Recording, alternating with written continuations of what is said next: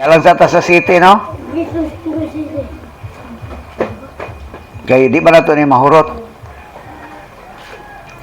Pwede man ato lang basahon kutob sa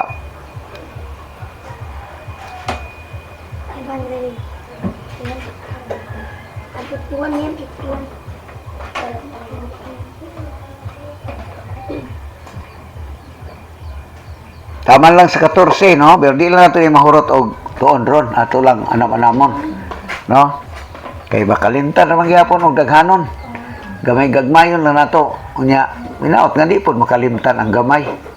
No? So, naano mo tanan ipiso 5. Uy, wala ni sa alawiton, ha? Nani sa Bible. So, ginang magdala ra tag mga Bible diri. Wala mo yung mga Bible diadto, pero na may Bible sa inyo, no? Ha? Tanda ninyo mo Domingo para magamit na to, ha? Katong na yung mga Bible sa inyong balay, dadaan ninyo diri mo Domingo kay kung magsimba ta, magbasa gitag Bible. Kay pulong mo na sa Ginoo. No? Kamo di ba mo na amoy Bible sa inyo net, no? O dadaan gina to diri. Hindi mo na Bible, no? Mabalaw ito man na. Sige. Ang may Bible mamati lang. Ang may Bible mosunod lang. Basahon na to taman sa 14. Na. Kaya na ato naman ning nadiskusan ning uno ngadto sa 2 sa biagi. Sige. Sugdan na to sa uno, Efesos 5:1 ngadto sa 14 atong dunganan, ready, basa. Saglit kamo minahal man nga mga anak sa Dios, paningkamot gayud kamo nga mahisama kaniya. Magkinabuhi kamo diha sa gugma sa mga gihigugma kita ni Kristo o gitugyan ang iyang kinabuhi alang kanato sama sa mahumot nga halad nga sinunog nga makapaymuot sa Dios. 3. Sanglit kamo katawhan man sa Dios, dili maayong igdungog nga adunay sa lawayong pakighilawas o kahugawan o kahakog diha kaninyo. Ayaw kamo paggamit sa mga pulong nga malaway, binuang o mahugang tiaw. Ay ngay hinoon kamong magpasalamat sa Dios. Timan ikini, walay tao nga sa lawayon, laway o hakog, kay ang kahakog mao'y usa ka paagi sa pagsimba Dios nga makaambit sa gingharian ni Kristo ug sa Dios. Ayaw kamo patunto kang bisan kinsa pinaagi sa mga pulong nga binuang, kay tungod niini mahiagom sa kapungot sa Dios ang musupil kaniya. Busa, likay gayud ninyo kining mga tawhana, kay kaniadto dulom ang inyong kinabuhi, apan karon may kahayag na sukad nga kamo nahimong katawhan sa Dios. Busa, kinahanglan nga magkinabuhi kamo ingon nga mga tao nga iya sa kahayag, kay ang bunga sa kahayag mao ang kaayo, katarong ug kamatuoran. Paningkamuti nga makatunan ninyo ang makapahimuot sa Dios. Ayaw kamo pag-apil-apil sa mga daotang buhat nga iya sa kangitngit. Hinoon, ibutyag gini, kay makaulaw bisan gani ang paghisgot sa mga butang nga gibuhat nila sa tago. O kon ipadayag na ngadto sa kahayag ang katanang mga butang, makita ang matuod nga kinaiya niini.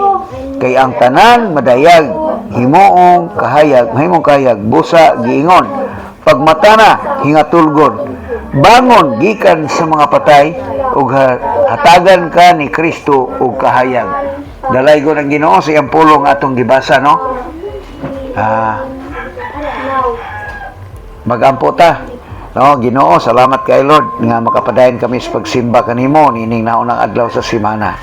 Salamat sa imong pagdasig sa matag usa kanamo nga moari niining dapit sa tigumanan aron maghiusa kami sa pagdahig kanimo, pagpasalamat kanimo pinaagi sa mga alawiton o makahiusa kami sa pagpamalandong sa imong pulong aron matagamtam namo ang imong kaayo ug gugma ug masabtan sab namo Lord ang imong gusto sa among mga kinabuhi ug mapahinumduman kami sa angay namong likayan ug angay namo buhaton.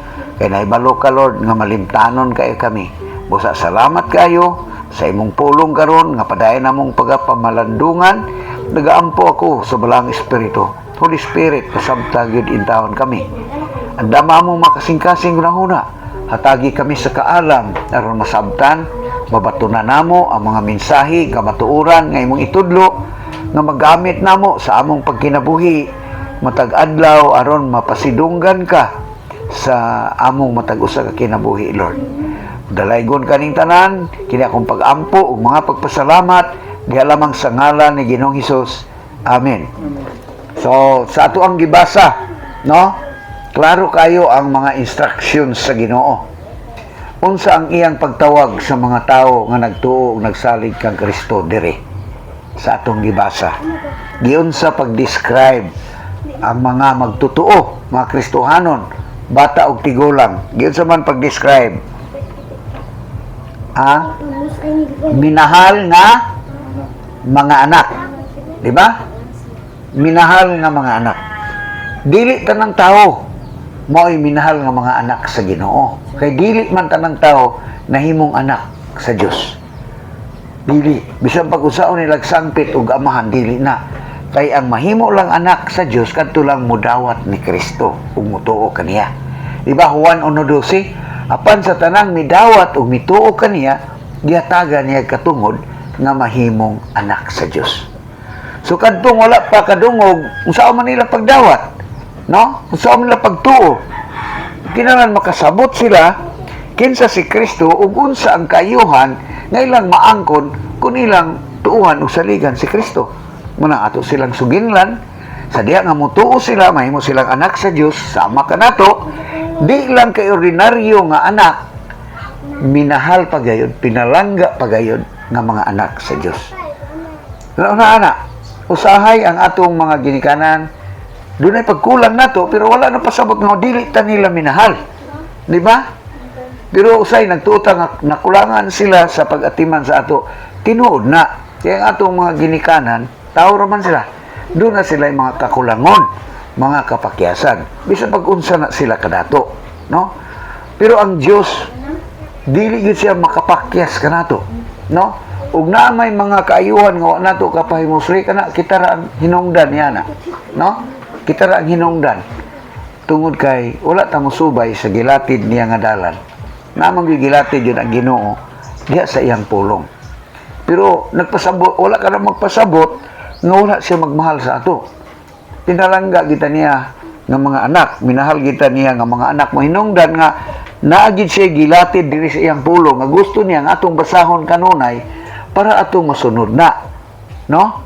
Para sa ingon ni ana kuan ta ba, maingon ta nga pareha sa Salmo 1 ba nga, di ba? Wala siya magsunod sa mga buhat sa dautan pero kanunay siya nga nagtuon na malandong sa pulong sa Ginoo adlaw gabi. Nga sama siya sa kahoy nga natanom daplin sa sapa, di ba? Nagtubo ug mamungas ting bunga ug ang dahon dili malaya. Sa pa moabot man ang ting-init sa atong kinabuhi, mga pagsulay naman na may mga season sa atong kinabuhi nga murag na wala ta sa kuan ba maayo nga sitwasyon pero dili ta ma-discourage kay duol man ta sa Ginoo kanunay. Matud pa dito, mamunga sa ting bunga ug ang dahon dili malaya ug bisan unsa iyang buhaton siya magmalampuson. Muna. So mo gusto sa Ginoo nga masubay nato ang iyang dalan, ang iyang gusto mo nang mamalandog ta kanunay sa pulong sa Ginoo. Muna kumusta man ang atong pagbasa sa pulong sa Ginoo? No, ako nag-encourage ko sa matag usa. Magbasa, no, gitagaan mo guide unsaon pagbasa nga doon na tayo makuha. No, atong pangutanon unsa may mensahe sa Ginoo para sa ako aning akong gibasa. Doon na ba siya saad ani? Di ba? Doon na ba siya warning? No. Doon na ba akong example nga makita nga angay nako sundon i-apply nako sa akong kinabuhi. Ingon ana na, samtang magbasa sa pulong sa Ginoo, mao na ang atong mga pangutana. Ngay butang sa atong una, then pwede na to i-record. Na atay mga journal, i-record na to para ma-review na nato aron dili na to makalimtan, no? So manang na. So timan ini ha, minahal kita nga mga anak sa Ginoo. Minahal. So, naay nagmahal na to. Ina na imong tapad, oy, minahal biya ka nga anak sa Ginoo. Ha? Oh, anak. Oh? Minahal ka niya. Ipangga ka niya kanunay. So, muna nga, gusto po sa Ginoo nga magkinabuhi kita diha sa gugma. Oh. So, hinumduman na to, gagigugma ta niya, gusto niya nga magkinabuhi ta diha sa gugma. O, di ba? O niya, unsa man ang atong example, si Kristo, no? Si Kristo, sama nga gigugma kita ni Kristo. O gitugyan niya ang iyang o gitugyan ang iyang kinabuhi alang kanato. O, sama sa mahumot nga halad sinunog nga makapahimuot sa Dios. O. So muna ang example nato si Ginoong Kristo. Ang pagtugyan niya sa iyang kinabuhi para sa ato. O, di ba? So ato nang una-unaon kanunay nga katong mga pag-antos kamatayon ni Kristo para to sa ato tungod to sa iyang gugma. So muna nga magkinabuhi po ta diha sa gugma. So di na masayon, lisod na siya, no, kinahanglan ta na og kusog nga gikan sa Ginoo. Kaya ato paghigugma nga tao, higugma naman tayo itong maayo sa ato, di ba? Pero ang paghigugma ni Kristo sa ato, bisan makasasala, sa makasasala pa kita ba, nagpakamatay si Kristo alang kanato. Lisod na siya. Hindi na siya makaya sa tawhanon natong kusog. Pero mga itagkusog sa Ginoo. Naman ang iyang gahom sa ato. Nahinomdom mo na. No? Ato basahon 3:20. Episo 3:20. Daygon ta ang Dios kansang gahom asa kono? Ania kanato ug mo'y makahatag og labaw pa kaysa atong pangayoon o huna-hunaon. Na ang gahom sa Ginoo sa ato. Makahatag labaw pa sa atong pangayoon o huna-hunaon. Nga mga itagkusog sa Ginoo. So, ang pagkinabuhi nga mahigugmaon sa uban, no, wala lang na pagbuhat og maayo para sa ila, kundili mag-lead sa ta og maayong example sa ila. Nga, kay kasagara, labi na sa mga bata o sa mga tao kita, mutan-aw ba ta? No, sa kinabuhi sa uban nga tao. Og dili tinuyo nato nga maawat na nato, maka-impluwensya ba? Una na to, di ba? Ma-influensyan ta sa mga tao nga daa sa ato, sa atong panimalay, ma-influensyan ta sa atong mga ginikanan. Kaya naaman ta sa ila kanunay. Di ba? O atong una-unaon nga kita maka-influensya po ta sa uban. Maka-influensya ta sa inyo mga eskwelahan, nabay galantaw ninyo. No? Sa dili tinuyo nga paagi, matakdan ta o makatakod po ta nila. Dili ng sakit nga mananakod, ha? Makatakod ang atong batasan. O gusto sa Ginoo nga makatakod ang maayo na itong batasan. Ingon nga iyang mga anak, pinahal nga mga anak. Diba? Mao ning ingon siya diri, na siya gisulti. Sanglit kamo, katawhan man sa Dios. Oh. Di lang katawhan ordinaryo, minahal nga mga katawhan na dili maayong igdungog nga adunay sa lawayong pakighilawas o kahugawan o kakog diha kaninyo. Kanang dili maayong igdungog. Unsa man iyang nasabda na ng igdungog? Ha? Unsa man na? Sa ato para pagkasulti karon, dili ba maayo nga kita ang sulod istorya sa ilahang pagmarites. O, di ba? Di ba, mga marites din, usay masuko ta kikita ang subject sa marites. Di ba? Oh. Sa ato ba, dili igdungog, nga sa ato ba, dili mabaniog, dili madunggan sa uban, pinaagi sa pagsulti-sulti, nga kamo, anaa sa, masa ko nagingon diha, na dunay, sa lawayon, nga pakighilawas, o kahugawan, o kakog diha kaninyo. Sa lawayong pakighilawas. Mao siya ang pakighilawas sa babaeng lalaki, nga dili pa kasado, kasal, dili pa minyo. No, kaya ang pakighilawas gitugot na sa Ginoo sa magtiayon. Ikaduha, ang hugaw pakighilawas kadtong lalaki og lalaki. Di ba nakadungog ta na? Mag-sex ba pakighilawas? No? Mag-sex. So ang sex nga outside sa marriage dili na mayo nga ang ingiyon diri nga mabaniog ba nga kana sila nag-ana-ana na ni sila, o di ba? Dili gusto ang Ginoo na kay ngano man naa naman ta sa Ginoo. Ikaduha, dili gusto ang Ginoo nga naay kahugawan. No, sa man ang kahugawan, wala ni magpasabot nga literal nga hugaw. Kung dili ka nang kahugawan, usay naa sa atong hunahuna. No hugaw tag hunahuna ba? Unsa man ang hugaw hunahuna nga ma-interpret nato ang lihok sa usa ka tawo o sa atong igsuon, sa atong higala nga dautan. Diba? Dautan ang atong interpretation ba? Hugaw naman ang hunahuna. Usay ang kahugaw na sa unahuna na. Negative ng mga panghuna-una nato ngadto sa uban nga tao.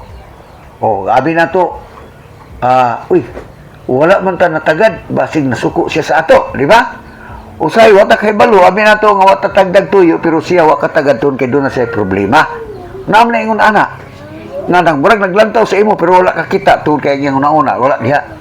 Siya ang gilantaw, kundi layo ang iyang una-una. Tugod na sa problema.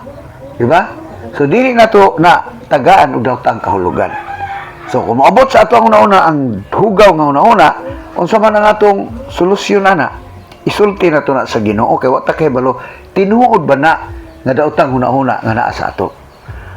No, kung tinuod man na nga daotang una-una nga naguna-una ta sa ubang tao nga daotang una-una sa ato, atong iampo sa Ginoo nga og naa siya daotang una-una sa ako ang Ginoo, unsa man kadautan, tabangi siya nga mahupay na o makasabot siya nga dili na mao. Kay aron ang ato pong una-una nga di maayo, di pud mo lambo sa ato ang una-una. Kay maghatag nagdili maayong pagtagad na dayon sa tao nga atong gidudahan og naguna-una na giplanong daotan sa ato, di ba? Mga hugaw nga una-una. Ikaduha, dili pud ta magplano og daotan sa ato isig ka tawo. Nakita gyud nagplano, no? Bisag maayo ng tao sa ato, nagplano ta nga ingon ana. Di maayo, di ba? So hugaw na siya nga una-una. Nagplano ta nga mo take advantage sa iya. Magpahimulos ta sa iya.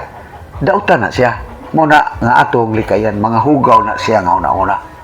Ang mga maayong una-una, nga mag-una-una ta kanunay, ug maayo para sa atong isig katao. Atong panghinautan silang maayo, ato silang iampo. Ingon ana ang atong pagabuhaton. No? Kaya kung makita nato ang mga atong mga isig kahigala, igsuon baka nga dunay gibuhat nga naguna-una ta nga nagbuhat nagdautan, ato silang iampo. Dili nato sila idahon sa atong una-una. No, ato silang kaminusan ba? O ato silang hukman sa atong una-una. Kahugawan na siya. No? Iampo na to. Nga dili matinuod ang atong ginauna nga dili mao. O, iampo na to na ba? Dili na to na ibaliwala. Kung nakabantay ta nga murag dunay dili maayo nga gibuhat baka sa diha. Kung sa may atong buhaton, di na to na ibaliwala. Ginoo. Iampo na to. Kung tinuod niya akong ginauna, Lord, tabangin ang dili na siya, may tabo sa iyang kinabuhi. Munang na, di na to paundayunan ang di kahugaw sa atong una-una. Hinuno ang mag-ampo ta. Ingon na pag-counter. No, kay ug ato mo na pasagdan. Then nahitabo ang atong ginauna nga di maayo. Nitag tan-awa lagi daan pa ko. Oh. So may imong gibuhat sa imong pag-una-una nga mao to. Nag-ampo kaunta. Di ba? Daghan kay na nahitabo oy. No, nga naguna-una ta ba nga mura mag-unaan ini? Oh. Mura man ni na may gikuy-kuy unbeliever, mura manguyab ni unbeliever. No, ana ba? Mura kasuguton naman ni ang nagakuyog-kuyog nga unbeliever. Oh, unbeliever man di ba na gusto sa Ginoo? Iampo na to na Ginoo ayaw tugutin taon nga matintal. Pagita itaw paagilon nga masalbar ning akong igsuon gikan ana. Mo ni atong nindot nga paguna-una. Dili dawtan. Kasi di lang ta mo di lang ta mo buhat og aksyon ba? Di ba? Mo nang naa nga gawas nga di ta maguna-una nagdautan kun dunay makita nato nga dili maayo nga di nato ibaliwala kung dili atong iampo sa Ginoo. Di nato sila hukman, di nato sila i-abandon kung dili ato silang iampo. Kay mao na ang pagmahal, mao na ang paghigugma nato sa uban. Di ba? May lamang kay ta manaway. Pero atay gibuhat. Na ang pagpanaway dili na maayo kung tama na kasaway. Kung doon na kay kasaway, na kay kasugyot nga maayo. Di ba? Kinahanglan kung manaway kita, naabot ay isa-suggest nga maayo. Oh, na. So, kahugawan, kahakog. Kanang kahakog, dili lang na kay sa mga butang. Nag-involve po na nga, di ka mohatag og maayo nga advice, di ba? Di ka mohatag og panahon sa iya, di ba? Nga, unta ka ng atong igsuon, doon na kasulti sa ato, doon na problema, pero di ka kahatag og panahon. Kahakog, mangyapon na. Di ba? Isiguro na nimo imuhang kaugalingon, magtanaw-tanaw, baka kag cellphone, tanaw-tanaw, kag salida, kahakog mo na. Selfishness na siya. Nga na uban ng taga-kinahanglan po, nga ato silang hatagag panahon. So, lapad kayo ng pagkahakog. Wala lang na magisgot sa mga butang. No? Munag na ganitay gihigugma nga labaw sa Dios na ang kahakog diha pagsimba na nag Dios. So muna nga kinahanglan kung nahigugma ta sa ato isig katao, di ta bantayan nato nga di ta maka set og bad example sa ila sa atong pagsulti o pagkinabuhi. Muna nga likayan nato na nga mga butang kay paagi na siya nga gunaon na ta nga unas tanan gimahal nato ang Ginoo. Ikaduha, tungod kay gimahal nato ang Ginoo, di ta gusto nga mahimong kapandulan sa atong isig katao kay gimahal kita nila, gimahal nato sila. Di ba? Sama nga gimahal kita ni Kristo. Sa ubang bahin sa Bible, diingon dito higugma ang Dios kay balot ato duha ka ang napulo ka sugo gitingob sa duha. Higugma ang Dios tibok mong una-una, tibok mong kasing-kasing, tibok mong kusog, tibok mong kalag. Murag una na ito nga pagkaistorya. Ikaduha sa ganito? Higugmaan ninyo ang inyong sigkatao. Sama sa paghigugma sa inyong kaugalingon. Karon dili na para sama sa paghigugma nato sa atong kaugalingon. Sama sa paghigugma ni Kristo kanato. Diba? Lahi na pod diri. Mahigugma ta sa uban, ingon nga si Kristo nahigugma nato sa ato pa sama sa paghigugma ni Kristo kanato. O ganang paghigugma nato sa ato isig katawo, wala lang na mag-involve sa pagbuhat natong maayo, sakripisyo para sa ila, kundi pag-set nato og maayong example sa ila. Nang likayan ang mahugang paghihilawas, daotang hunahuna og ang kahakog. So mana ibalo na taha na ha, unsa na siya ang tulo nga atong gisgutan. Nganuman, kay gimahal nato ang Dios, gimahal nato atong isig katao. Sama nga si Kristo na higugma nato. Hinaot nga doon natin nakatunan ana, ipadayon nato ni sa sunod. Anamon lang nato, no? Mag-amputa Ginoo, salamat kay Lord sa imong pulong. Tuguti nga mogamot kato sa among kasing-kasing, maka-impluwensya sa among pagkinabuhi, Lord. Aron sa ingon ni ana, mahimo kaming maayong example sa katilingban nga among gipuy-an ug malipay ka labaw sa tanan kay mao kini ang among pagpakita nga gihigugma ka namo o gihigugma namo ang among isig katao. Kini akong pag-ampog pasalamat diha lamang sa ngalan ni Ginoong Hesus. Amen.